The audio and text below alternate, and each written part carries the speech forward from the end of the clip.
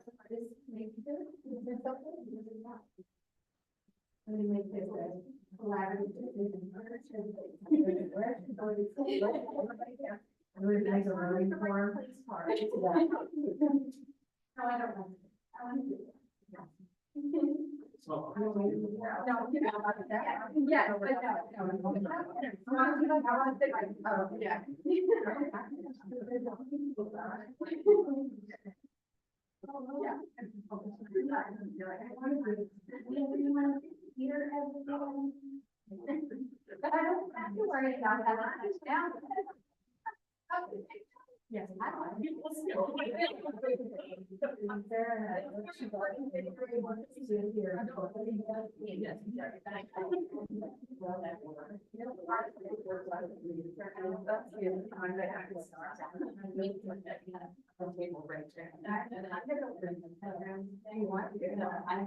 thank you, by the way.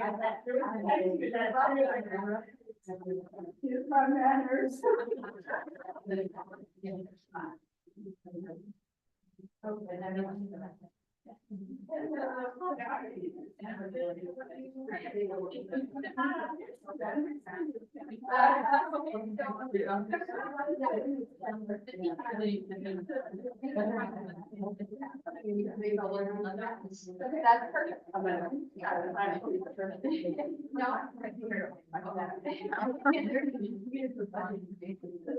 yeah. Not too bad.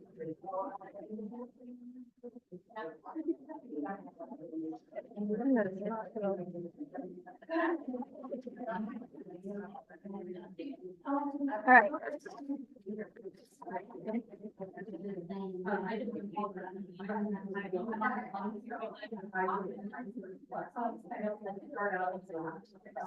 That it's gonna do this live stream through the webcam, so it's, Is that okay? this is the view. It's not watching the video. Can we just flip around? It won't, like there isn't a camera here and then it can't like Or back. what if it flips this way? What's it look like?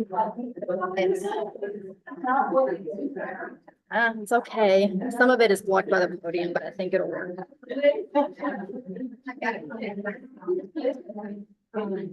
For now, I mean, what else are we gonna do? Anyone have any?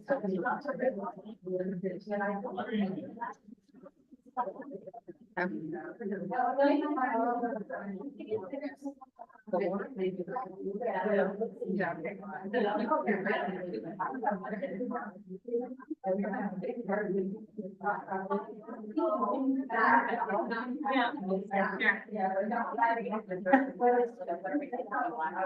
just know this how.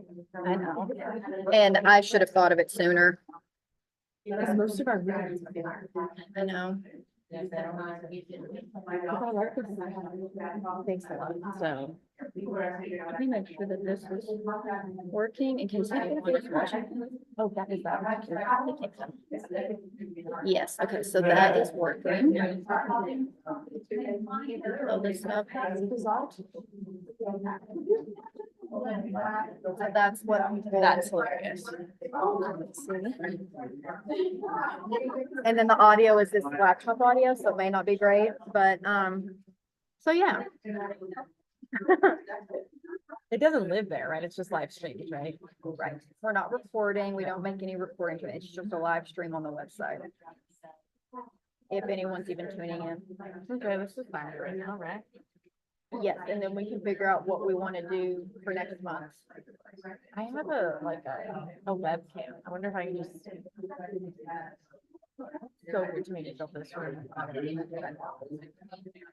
think because it's predominantly like students based and they don't really need the computer that much. I guess. So.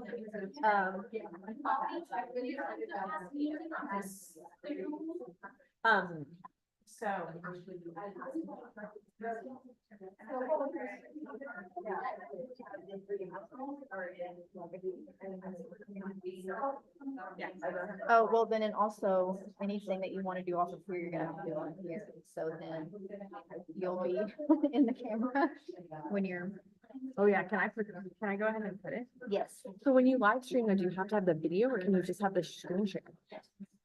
No, you can have a screen Why share. don't we just do a screen share and then we've solved everything? Okay, Does that work? yeah. And then it can be faced this way and it's just yeah, we've solved that. As long as it's not. I think it's okay. Okay.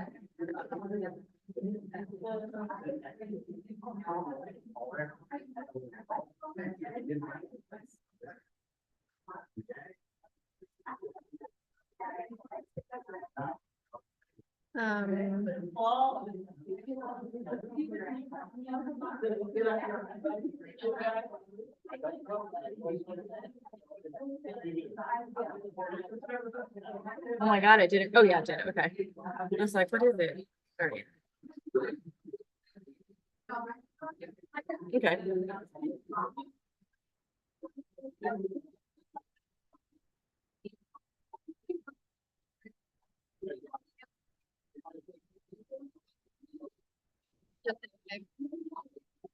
All right.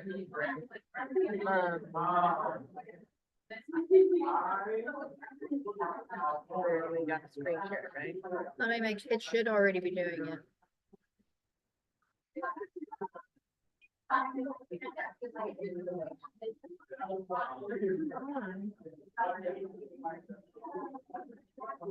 But is it screen sharing on the Zoom? Yeah, it says it up there. You are screen sharing. Okay. Yeah, I don't know how well people can hear. Okay. All right, it is. 3.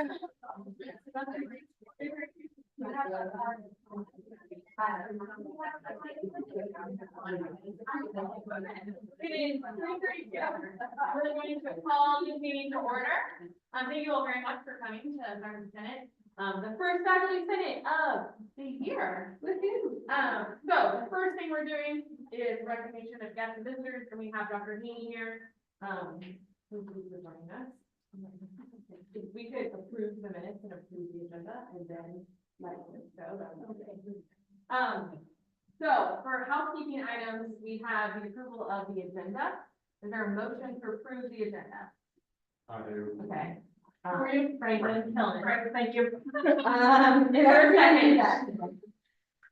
Second. I'll second and start. All right, all those in favor to approve the agenda? Any opposed? Great. Thank you for that. So then we have the approval of the May minutes. The May minutes were sent out by via email with the first invitation to this meeting. And so, is there a motion to approve the minutes from the May meeting? I realize some of you weren't at. I Hillary Clinton approve those. Is there a second? Okay, just for a second. Are there any corrections or discussion?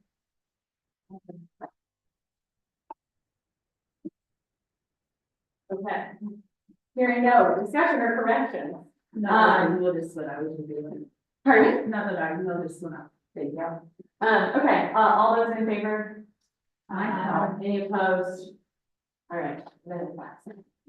So with that, thank you all for coming. You have the agenda in front of you. And that's the faculty senate handout for this meeting. On the back, you'll just see the list of faculty senators And on the front, you'll see the meeting schedule. More or less all of the meetings are in this room unless there's an asterisk. If there's an asterisk next to them, then we are having them over in Legacy in the multi-purpose room.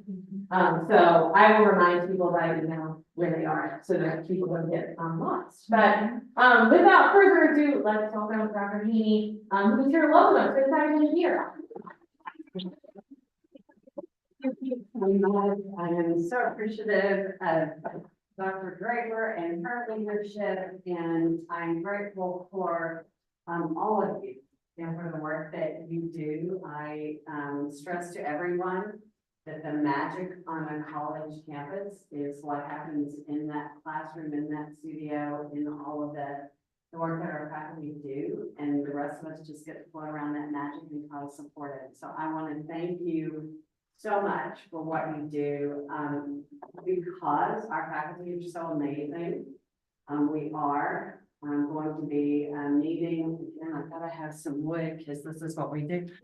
Our enrollment goals, we hold our breath until the class day, but we are really excited about bringing in another strong academic cohort, about all of our enrollment goals, and again, are appreciative of the work of the faculty to help us bring those students in. I appreciate that when we're having those multiple Saturday events, because our data told us we can get the students to our campus.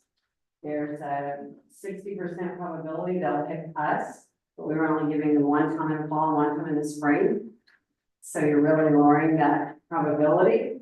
So by having multiple of those events and getting those students to our campus, having them meet our faculty, get to know the resources we have, we've seen success. And I know that's asking more of you, but I am so very grateful. And I think we're seeing the benefits of that.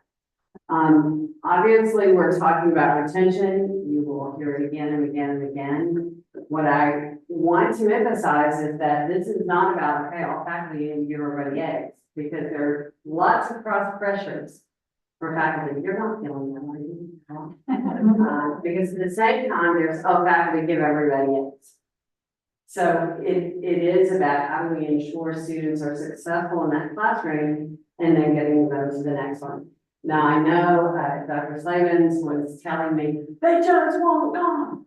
And they're going to be, and we appreciate that. What we need is for you to let us know. So today, and I know there were a number of our faculty on the Navigate. There was a Navigate tutorial today, and there's an alert opportunity in there where you can say, okay, first we got to see the student. Send an alert, send it to Ashley Kirk in our Student Success Center, send it to me, send it to whomever.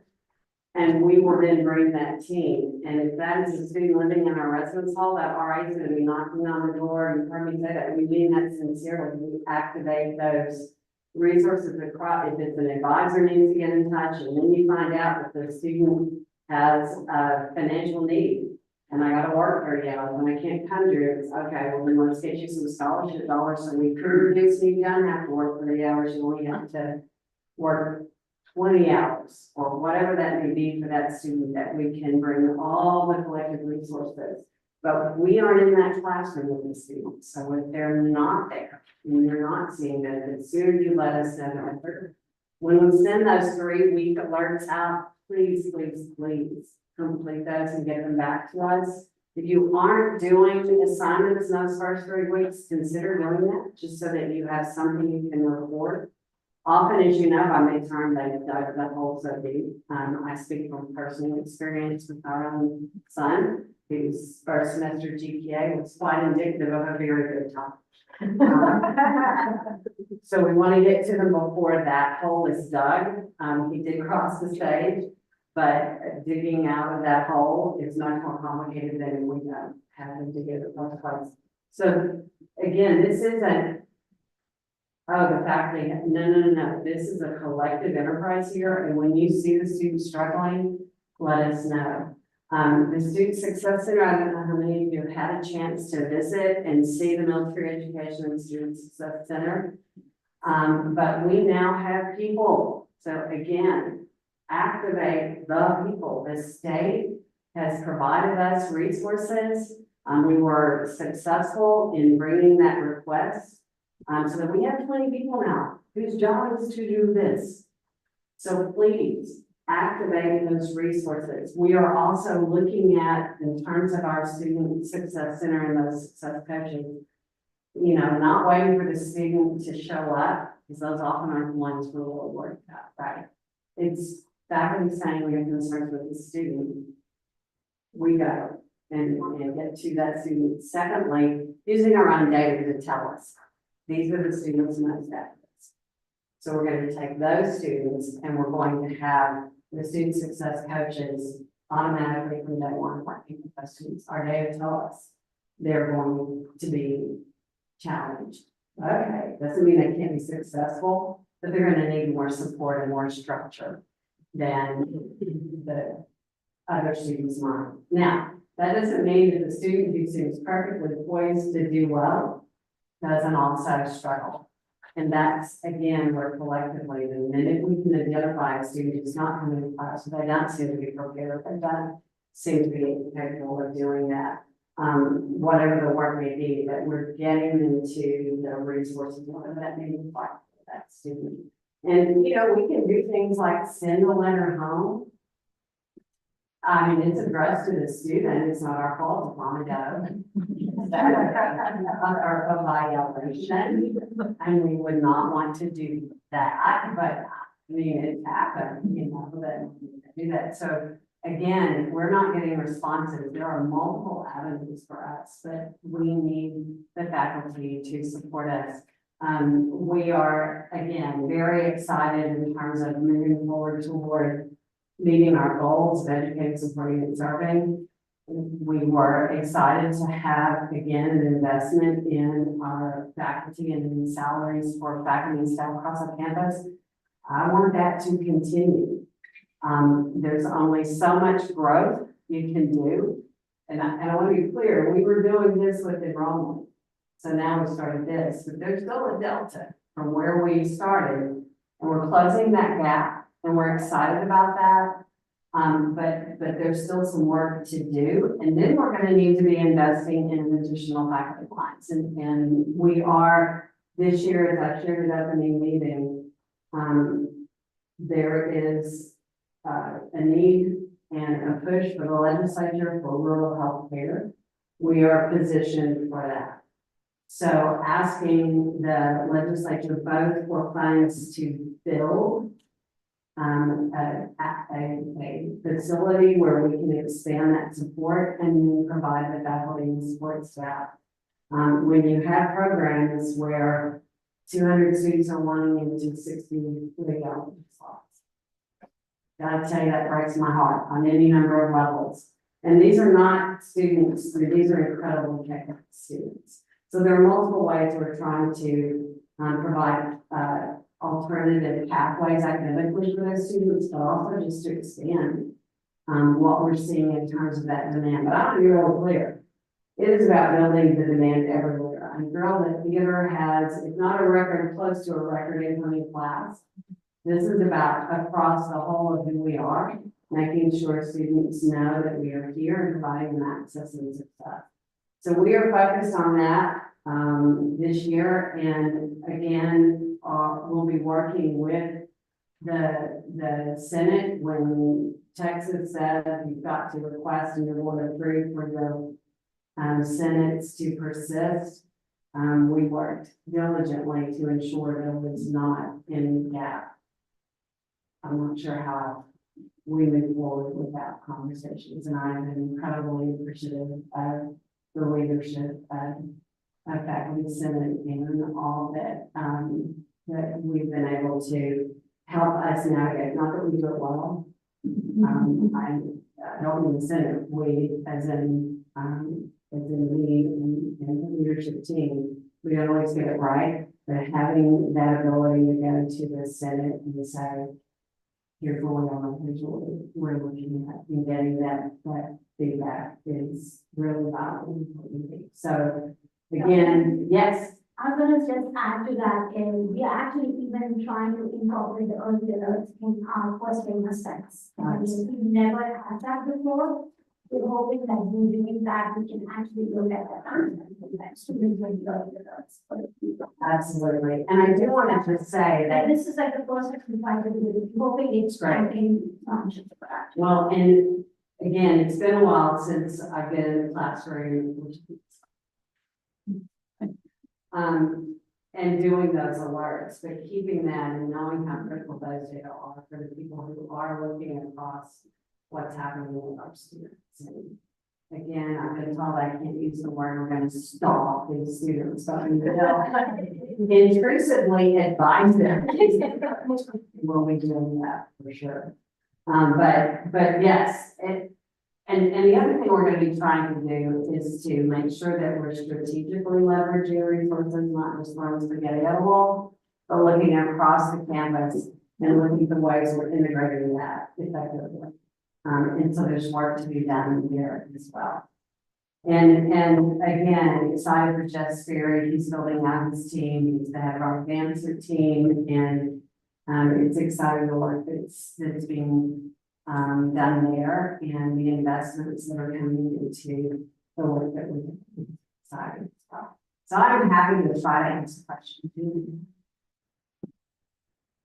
Yes, so last week, the UT board met and was in court for UT obviously, and I was curious what people were thinking about that. Right, so I don't want to speak on behalf of the system.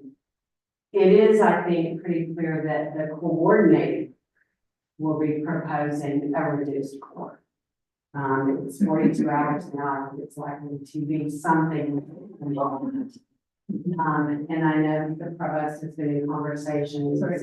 Can you repeat, it's likely to be what? Less than that. Less. And conversations about what that could look like. I'm not aware that there's some sort of, we're gonna get out ahead of that, because then we're just gonna have to refocus once the coordinating board says this is what. Great question. Anybody else? I do want to say that I was asked to serve on the principals review committee for the Southern Association of Colleges and Schools now Commission on accreditation, Commission on Colleges as they rebranded. And it has been a lot, but it's also been encouraging for me. You know, there's a microscope on higher ed, and some of that we need to own and say, you know, we can do better together. The same thing for accrediting bodies. And it's been great to be in a room and talking about this high principle. Okay, let me just explain to you how it works. Here's what this is a ticker box that really, okay, now let's do that. So the proposed principles came out. One of them you may or may not know, but part of what university meetings had to do was to have the videos of every faculty member and the transcripts of every faculty member and demonstrate that you were 18 hours above the master's in your field, if not, you are qualified and blah, blah, for every faculty member. A lot of work. And it now will be set a policy, or at least this is proposed. And if your faculty member doesn't meet that, that doesn't mean that the faculty member is not qualified. You just need to have a memo on that handful of faculty. So trying to be responsive to that in other ways. Again, the feds are going to do it for us and we don't do it for us. So those we got 264 pages of feedback that we just went through, and I think the commission will be proposing new guidelines to be adopted at the December meeting. And then universities will be able to roll those out. So there was no longer a QEP required. Should be part of whatever you're doing strategically, not something you've got to add on for SACs and assess for SACs and inspect for SACs and deal with SACs. No, it should be something that you are doing. So that will also be rolling out, and you'll be hearing more about that. So I think that work has been productive, but I also think it's a group that has listened very much to the feedback. And, is trying to make sure that it's coordinating with what the federal mandates are, because if you don't meet those, you are not eligible for financial. So it's important. Yes. I'm so sorry. Yeah. Enlighten me a little bit because I wasn't familiar with this. What is the rationale on the higher education coordinating board, behind thinking about reducing the core? If you don't mind that. Right, so Texas with 42 hours, and let me just say, I'm not an expert, so, but my understanding, that's a pretty broad core. I think 36, 32 is a more common number. And then that, by having such a breadth, that is very much the mantra of a liberal arts education, right? It's a very, very, very broad core. As you shrink that, then students are able to get more, instruction in their academic nature. And in addition, provide students opportunities to get certificates in maybe AI or a certificate in, you know, whatever it may be, that will give you a marketable skill regardless of your. So that's my understanding of philosophically trying to reduce what's mandated and then make sure that those students have greater depth in their area. Now, I will also say that makes it even more critical that you're bringing in majors across the breadth of your curriculum so that your majors are what's driving your area. I just wanted to make sure they weren't thinking that we're gonna like the job market quicker, you know, because we already have a problem with it. No, that's a really good point. And there are universities that are looking at 90-hour degrees. And we'll see what the market says about a 90-hour degree path, but the state has a path for that. And, you know, we'll see. I honestly don't think that's what the coordinating board was looking at. I think that 42 is higher than the vast majority of states required for. Because I've always felt that Texas has one of the highest standards that I think when it came to the education system that compared to a lot of states. And I just want to make sure that we're not moving away from. No, we agree. We agree. And I also think that extra year of college helps you mature a little bit, be more successful in life, but that's just me. There are certainly those who, you know, complete in 3 years and are setting the world on fire. And they're doing fantastic job. So we also want to be mindful of that. And the cost is sincere. And again, it's another one of those microsteps on this that students are asked to invest significant amounts in their education and leaving with that. And we want to make sure that, and let me just say, and I know the products highlighted is, but the state is also starting to look at your workforce outcomes. So when your student graduates, do they get a job? And is there an ROI on that investment? That's a reasonable thing to ask because the state invests a substantial amount of money in higher education. For comprehensive regional institutions like MSU in our state, we are in the top 10, whether you're looking at 1 year, 5 year, or 2 year times. So we're going to be able to, our students go on and do great things.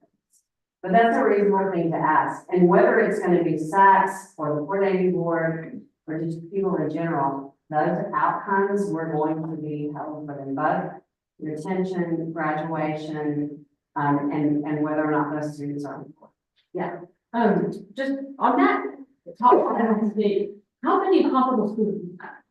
I will give you the number, I don't know, Okay, that's fine. but I will. Get it. But it's not an insubstantial number. Texas is huge in there. I think it's more than like 12. Yeah.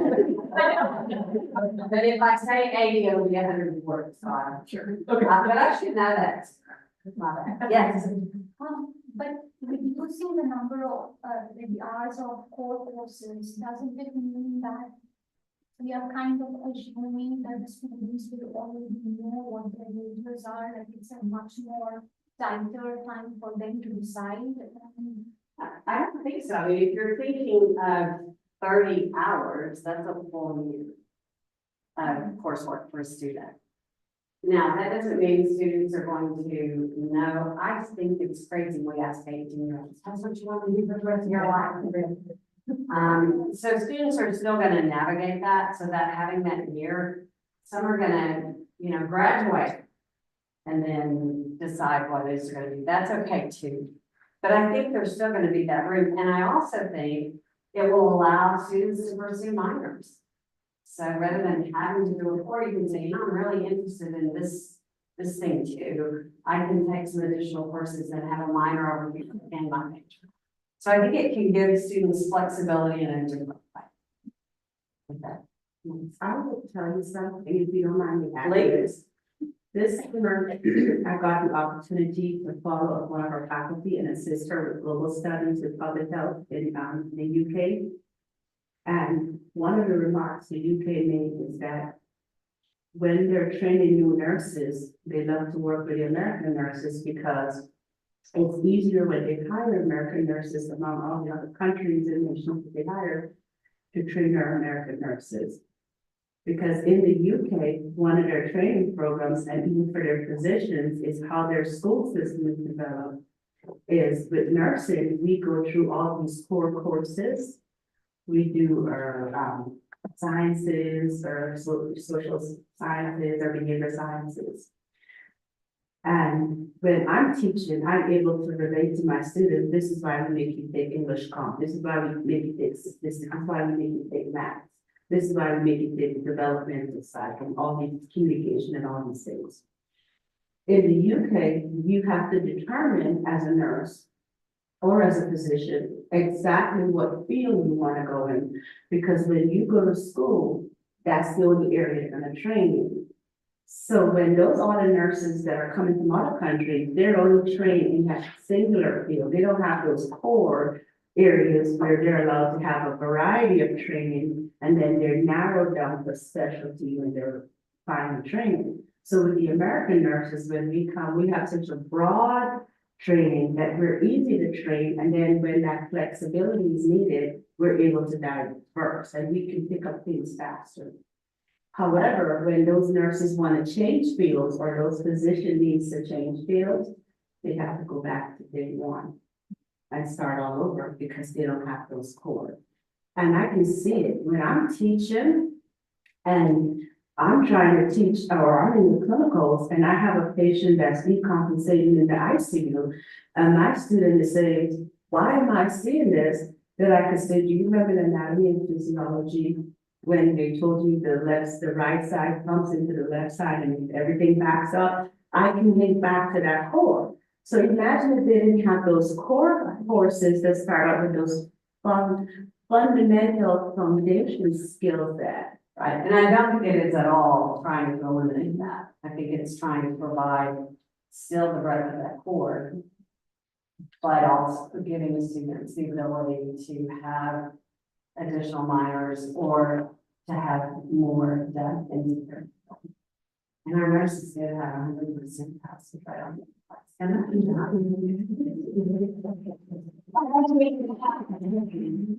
Yeah. Question of the day. We have a beautiful STEM center, but it's really very beautiful. Has university thought about leveraging the STEM center's resources towards the rural initiative of legislation? Can there be Yes, absolutely. some collaboration or some leveraging there that we can use resources that we have to get more out of the legislation, like putting it in a way. No, and we will ask what is the ROI on what we've already invested. And I am very grateful to the dean because as we were navigating the budget challenges, which I know seem so far away, they are not. We were able to hold off on hiring that director, putting some of that programming in. It is now there and it's amazing to see what they're doing. So the STEM Center is focused on providing support services in those STEM areas. And also their outreach to our communities to bring in interest and increase interest in the STEM fields. And I have to tell the story. So some of you may know that our students have participated in the NASA Suits, which is the user interface, and they won an award again this year. They were so amazing. So I wanted to go over and see them do their presentation. And the STEM Center invited in high school students, and they had several hundred high school students there for that day. It was amazing. So I'm in the room, and forgive me for those of you who heard the story, but that's so anyway, and there may be 40 or so, maybe 50 high school students in this room. And our NASA Suits team is up there, and they're doing their presentation. And they're talking about how they were doing the interface between the iPad and the suit, the technology, and how they coded with Python, and they've done this and they've done that. And I'm like, oh my gosh, they're gonna lose. These are high schoolers. Oh my gosh, we're gonna lose them. And they finished and they said, any questions? 40. These were their peeps. They were so invested. I was like, oh, that's just me. They were. It was just stunning. All of them, and then several of us high schoolers who came up to me and were like, I want to be here, and I want to be a part of that. I'm like, yeah, you do. Yeah, you do. So there's incredible work happening there, and those are going to be the stories we're going to be able to tell now. And we'll have metrics on how much outreach we have. Like, their outreach is great, like I've talked several times to Taylor about it, and I really thought that we should learn from the legislature, or the focus of it. There are opportunities for us to. And also internally too, getting the tutor sessions and support structure around, of course, you can see. My other favorite thing about the 16 was like that. So they wanted to pay it forward, and part of it was that you're integrating the community into events, and they knocked it out of the park. And one of the things they did was to borrow the goggles from the police that imitate you being inebriated, and they would put them on these high schoolers and then have them drive the Mars rover, and their tagline was, land on Mars, not behind bars. You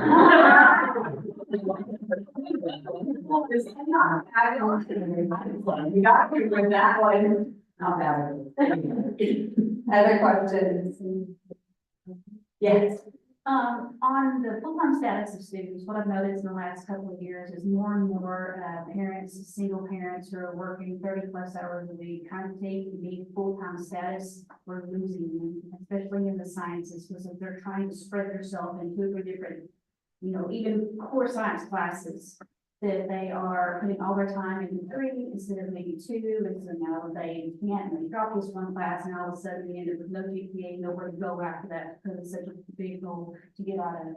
Is there any way of looking at policy so that it's, 30 hours a year versus, 15 in a semester? Is there any discussion about, if you can improve that type of workload that, 9 hours is full time for you or something to that, because that affects our university and ones our size much more than we can, be on our own.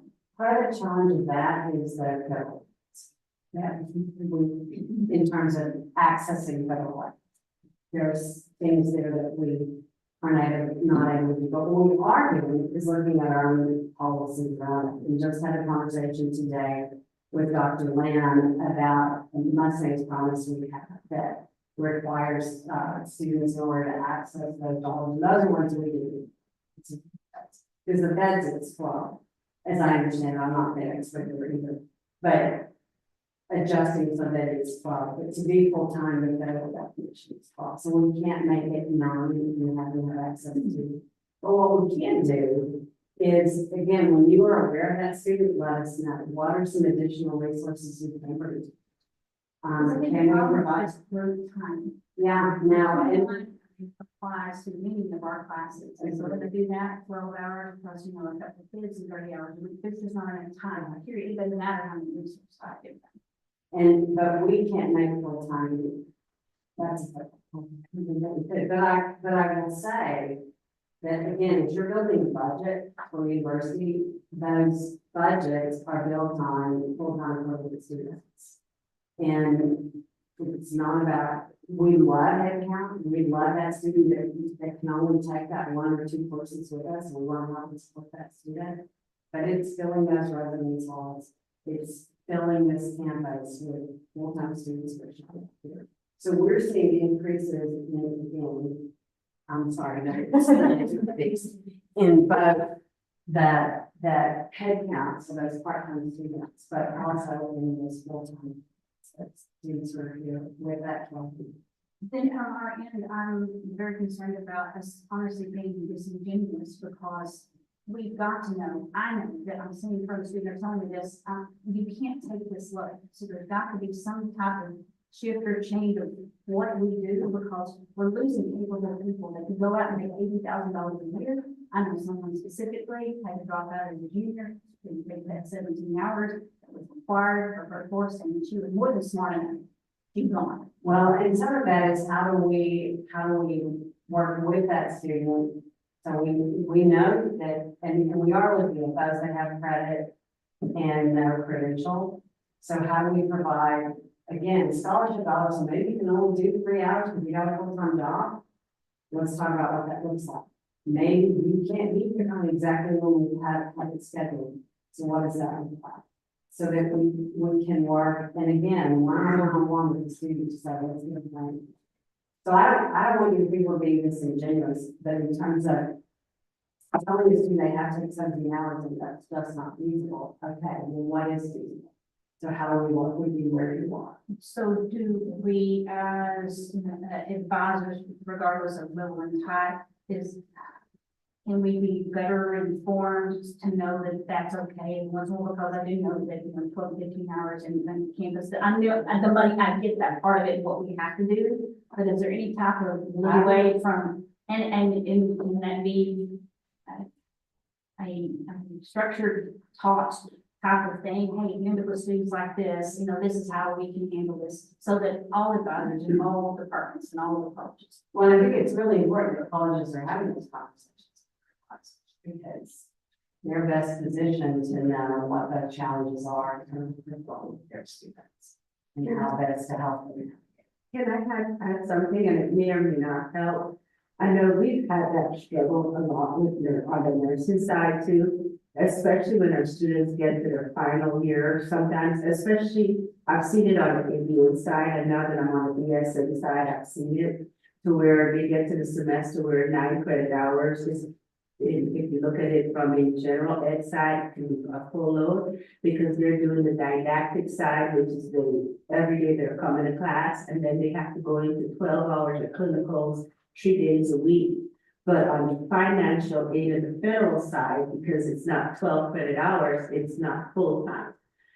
So sometimes we have to work with our students, and we have to work with the clinical affiliate side or their side of their employer and say, hey, you want these nurses to come out and you want them to be successful. So here's the deal.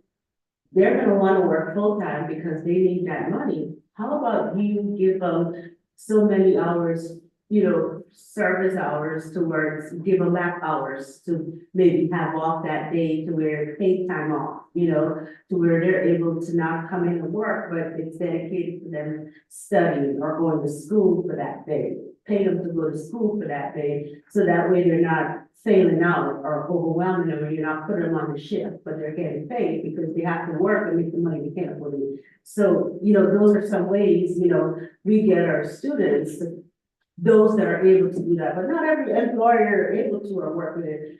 But it's frustrating because the federal government knows this, but sometimes they're very inflexible and wanting to make those changes. It's frustrating. It's just breaking my heart that I know for a fact I'm losing students and more of them because they're falling in this gap, and I just don't know what to do with somebody that can survive when they get $12 a year and now they're working for $15 an hour. And just guilty. I don't want to minimize how complicated it is. But we have resources that we can bring to bear.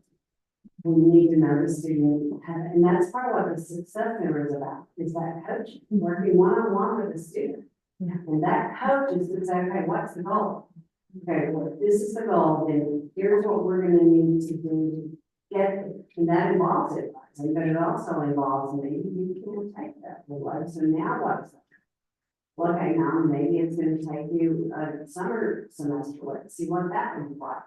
But that's the whole goal of the success coaches, are to talk with those complicated cases and have that conversation. And again, it's knowing the student needs a coach and getting them connected, because the intent is a one-stop shop, like concierge service. What do you need? How do we get you there? And not, you know, the treasure map, oh, we'll go talk to financial aid, it's here. Oh, no, financial aid's not, it's the registrar here. But you go one place and there's gonna be one person who's gonna be walking alongside you now. So that again was why we are, because it does take people to have those conversations and we see how we can like. Dr. Kenny, I have one more question. We have almost a record enrollment of transfer students. And that's so amazing for our university. Are we having conversations about supporting those transfer students? Because it is also, it's also like a surprise for them. Right, from wherever they are coming from, that the adjustment period for them is also sometimes not the same as first-time full-time students, but also there is an adjustment period for them. And I sometimes feel that they come here definitely for better opportunities and better things. But if we lose them, then we lose them again. Oh, we're gonna work. Right, And that again, they get left out a little bit, and we really need to like even target our focus on those too. right, and again, that's an area where we're looking at our data, and we're finding those populations that are struggling, okay, we're gonna have a success coach, it's hard to get that experience. I think that's successful. Pivotal, helping. But it can't wait until they raise their hand and show up, they're the ones who need the help, that's what we, yeah. I love the landing Fantasia that students can live in. We were talking to a student who made like, you know, 30 on the first test, 52 on the second test. I'm gonna pull that in. Okay, I know this is a math class, but let's have fun. Yeah. We were able with hard work to get that student across the finish line. It's like, this is what this is gonna look like. But yeah, and look, I love our students. They're just amazing. Even 105 degrees last night in the ice cream social. Melting, I mean, they were milkshakes, but it was fantastic, and, it, just nothing is wrong, you know. I don't know, I mean, the energy was so exciting. I would say for everybody, I know you have an agenda, so this is like, we really have to mark the phone. I'm happy to come back again, I'm so grateful for what you're doing, and I'm excited about what's happening on the campus. I'm excited now that the base is calling us. Can we, could we, have we thought about those conversations weren't happening? I'm thrilled that the city is calling us, saying, can we, have we, the mayor volunteering me to ride a bike with him on Sunday? And he was like, yeah, I was in a meeting, and they said, planning for Hudson Hill, and he said, oh, well, what's the bike ride? We have you, you think the president was riding with you? And he said, oh, yeah, she's doing it. Yeah, he's not wrong. But it's gonna be fantastic, again, that it's the city and the base and the university, together, and I think we're starting to see the benefits. I was just looking at the numbers of our active duty and our military connected family staff and military education that are up and running. The base brought in 45 airmen to help move our students in. They needed additional volunteer hours, and we needed people who had been through PT. And I mean, that's amazing. That wasn't happening. So It was amazing that you were out there too the whole time. We were talking about it when we were doing the faculty orientation, we were like, what happened down there? Like 3 or 4 change of shorts or something else. yeah, not just when it's been. All that, I will say when I went back that afternoon, I mean, there were like a car left in 20, if you don't know how we do move in. They're given the time slot, and I'm calling to forget, it's a little late, I didn't get there until 7:15. I forget they started the 6th floor of Killingsworth, so you get the sixth floor of Killingsworth early, but, the family just put their belongings on the sidewalk, and they have tape, if they haven't already marked the room, so they have a little marker, and they write row 6A, and they put that on there, and then our students and other volunteers get it all up to the room. And the family goes and parks the car, and then they come back and get to, you know, to set up the room and do the final part. And I walked in, was taking the things up to a room, walked in, set it down, and mom, dad, and I know the super much in there. Then I said to dad, I said, "Are you excited?" He went, "No." Oh, daddy's looking at the baby, this is too fun. I was like, "We'll get there." It was a great Sunday, and I want to just say again, what a joy and a privilege it is to get to do this job each and every day. You will hear me say over and over, it's personal for me. I know the foundation we provide from which our students jump, because I got that advantage of that. And everyone that walks away breaks my heart, because I know they're not gonna have what we can provide. So anything we can do to support those students with it. And by the way, when you're out in the community, that's often where we meet our students and find out about needs. And I will stop with this story, and some of you may have heard this one too, but was at dinner with family, and one I had on, you know, here, and one of the staff came over and said, "Are you in MSU?" And I said, "Yes, I do. You work at this?" And it was in between the December and January break. And I said, "Are you a student?" And he said, and I said, "Well, you've been advised, you have your spring courses." "No, I don't. I don't really know." If people have bad fall semesters, that's okay. We've got you. Contact your doctor. We're gonna figure this out. No. It was. It's okay. Again, our job is to help you. That's why we're here. Please, please. So I got his first name and his name. That's all I knew. So I went back to the provost and I said, "We gotta find him, make it name his name." But Larry from accounting. Okay. Contacted the dean knew who that was. You know what the really, really, really bad semester GPA was? 2.2. Nah. What are you talking about? Right? And anyway, the dean was able to get some additional scholarship dollars so the student could reduce the hours to say, now I gotta find out, because now it's personal to me, I gotta find out if he's made it through, and got him into a better major, into a different major, and it's better fit for him. But that happens all the time when you're checking out, and are you student, and okay, just give us the name. Fine, and we will, again, not stop them, but we will intuitively advise them. And this is a community, and the beauty of this campus is we are the size that can do that. At LSU, I don't know, we got a whole lot of layers in the common. I can't help it. We're small enough that you can say to the meeting, you know, oh yeah, I know exactly what it is. I will give them a call. And it's one by one by one. And that's where the joy is, am I wrong? I'm in the classroom. So, it's still great when the women lean butters at me and get out of here. Was that? Okay, I'm gonna stop. Thank you all again, and thank you for coming to the chat. Okay. Thankfully, I don't think the next agenda items are gonna take that long.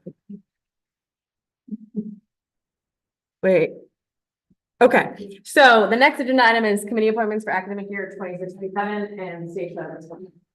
Yeah, so you all have, a paper copy of the current vacancies, and we are on a time crunch. The provost wants, say. So the provost wants to send this list out of council committees by September 1st. So that does put us, a little bit narrower time frame than we've had in the past. So we are asking for a quick turnaround. So Mary, emailed everyone this afternoon, with an electronic copy of this list, so you can see, we provide a description of what each committee does, as Dawn created this last year, so thank you, Dawn. How many positions need to be filled, and then, so what we're asking is that you go back to your college, select a senator, from each college, not everyone. Select a senator to go solicit. It can be self-nomination, so if someone's interested, like I want to be filed on the board, and they tell you that. Or it can be chair nominations. Chairs know best who needs what committee work, or meetings, as well. So, you'll solicit those and then send them by noon on the 26th. I realize that's while you're also trying to get your students to class and everything for the first week, but if you could, do that pretty quickly. And then we will sort through the list. I think the bylaws state that there can only be, only one rep, per, they can't serve on more than one committee. So we'll sort through to make sure all of that. Then we will send an electronic voting on the 27th, and we'll give you until noon on the 28th so that we can get that list to the president of Congress, right? Okay.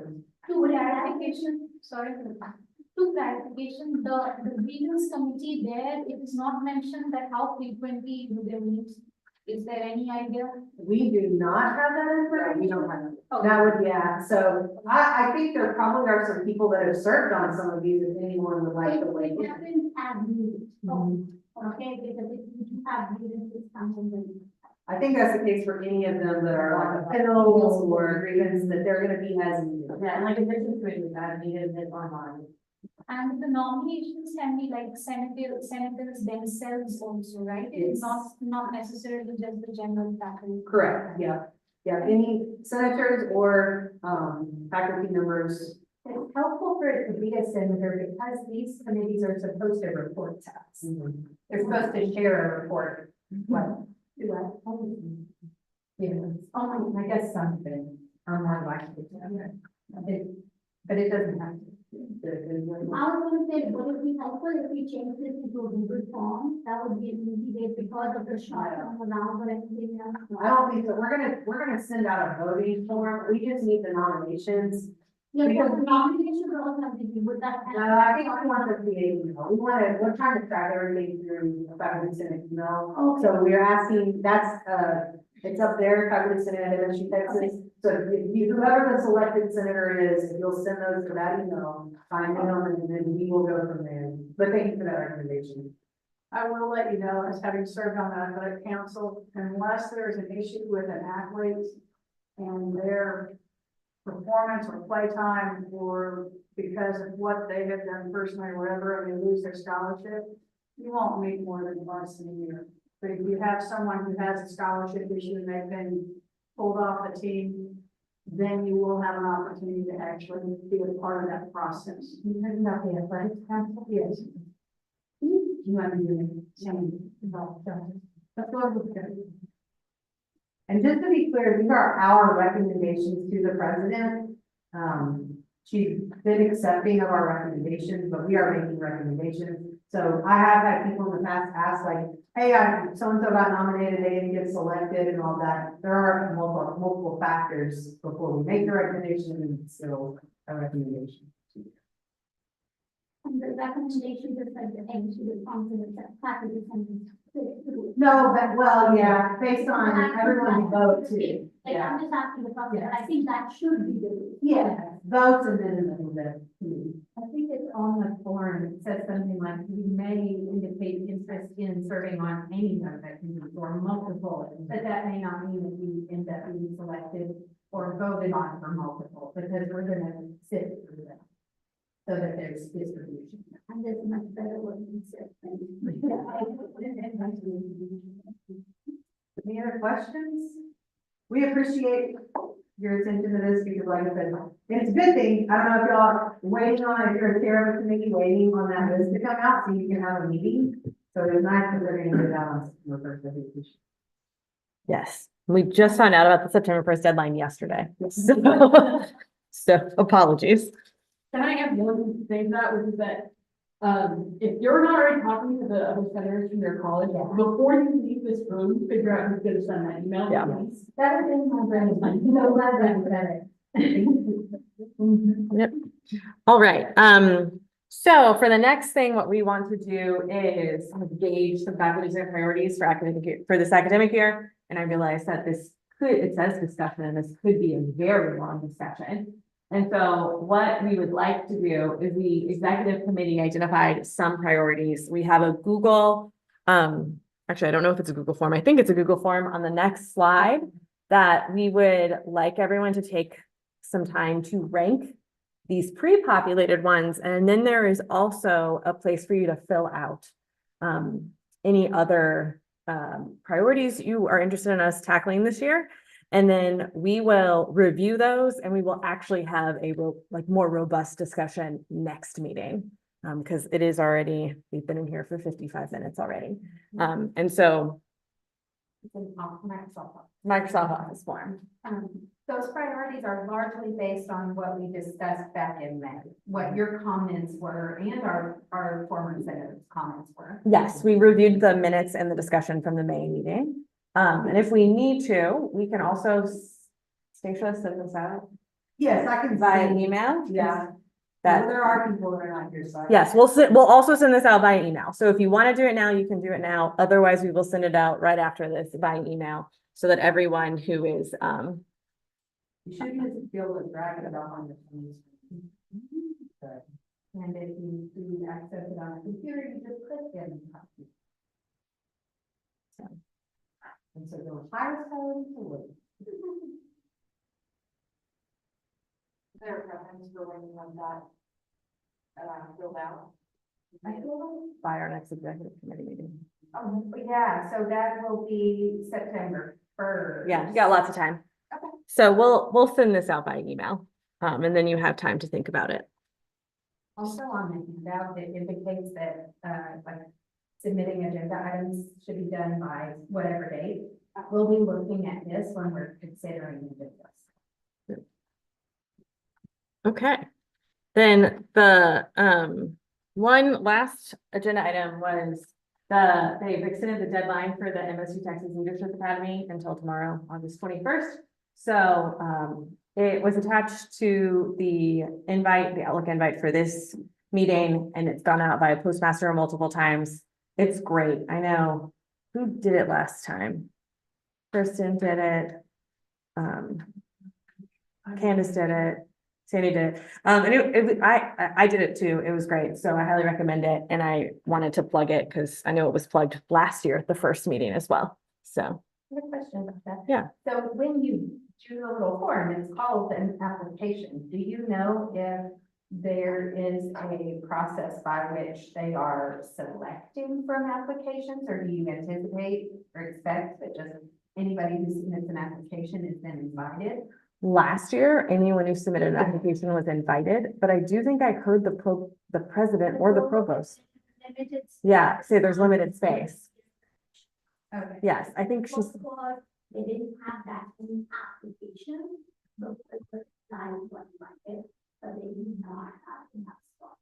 Okay, I was wondering if they would announce like who is going to be selected by. oh, I think The it's, first meeting is like a week. I think the 31st. I think probably like next week is Yeah. when they would tell you, but I I could be very I wrong. think they're trying to say it as a. This may be a very long question. What exactly is the outcome of this training or this course or whatever you are? Professional development. Yeah. Yeah. Professional development, so what's the team called, Texas Tech, Leader. cultural development team, the Texas Tech folks send people here. And they have 6 sessions over the course of the year, of the year, and semester. And you are given case studies that you work with faculty and staff on small teams to talk through case studies related to higher ed. They do some like leadership development activities where you take various tests and quizzes and learn about leadership styles. But yeah, that's at least that's what they did last time.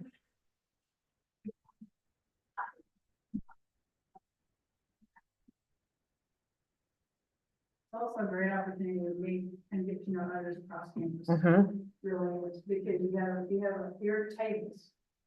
And there's a situation you're discussing, and it's interesting to get somebody else's perspective of how you would address the student situation. Relative to your college versus relative to somebody else's college. And I found that very interesting, and they also give us emails, I mean, we received information via email to take and utilize later and look at, and it was valuable. Yeah, the case study part was my favorite, the addressing the situations, so. Yeah, any other questions? Okay. We have no unfinished business. There are no committee reports. We will do that in September. So is there a motion to adjourn? Okay. Can we Oh. change the meeting later on the calendar invite? Yes, we will do Because that. I didn't go in. Okay, now, that you know, I think we have Got eight hospitals, some of these different places every time. So I don't know, when I accepted the place go back to yes. Yeah, there are two different places. So if we look at the agenda, the ones with the asterisks are in legacy and the ones without the asterisks are here. But we'll make sure that all of the calendar invites have the correct. It was, I didn't. Yeah.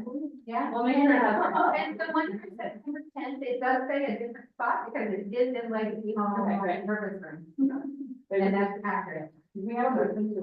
No, that's. Okay, just check. Okay, we're good. Wait, just a second. Oh. Thank you. You want to-